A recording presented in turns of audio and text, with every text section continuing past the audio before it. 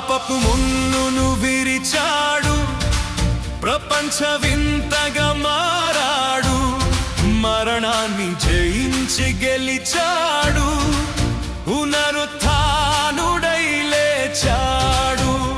సమాధి గడియలు బద్దలు చేసి లోకానికి జీవము పంచాడు. వెంబడిస్తున్న వారందరికీ మార్గదర్శిగా నిలిచాడు. జయ హో జయ హో పరమాత్మునికి, జయ హో జయ హో జయ హో పరలోకవాసికి, జయ హో జయ హో విజయనాథునికి, జయ హో జయ హో జయ హో విశ్వాసకర్తకు, జయ హో. పాపపు ముల్లును విరిచాడు, ప్రపంచ వింతగా మారాడు, మరణాన్ని జయించి గెలిచాడు, పునరుత్థానుడై లేచాడు.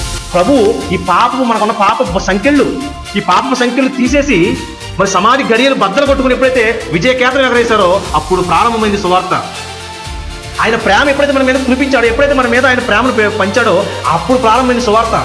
పాపపు బంధాలు తెంచి ప్రేమామృతాన్ని కురిపించాడు, మరణముళ్ళు విరిచేసి మనిషికి నిత్య జీవమిచ్చాడు.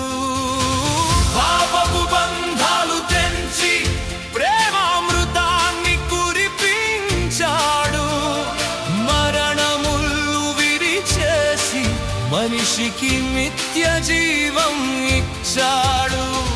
నిన్ను నన్ను రక్షించగా సిలువలో ప్రాణము అర్పించి మూడవ రోజే తిరిగి లేచి మృత్యుంజయుడై వెలిశాడు.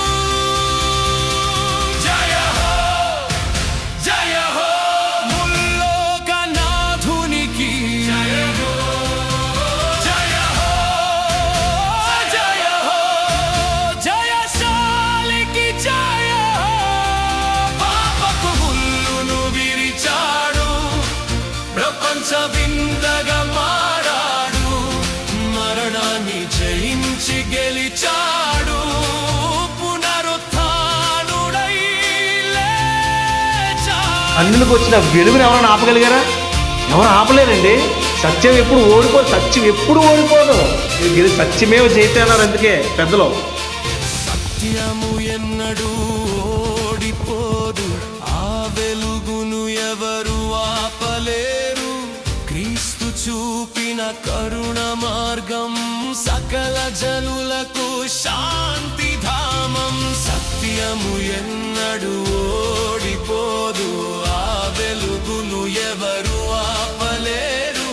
క్రీస్తు చూపిన కరుణ మార్గం సకల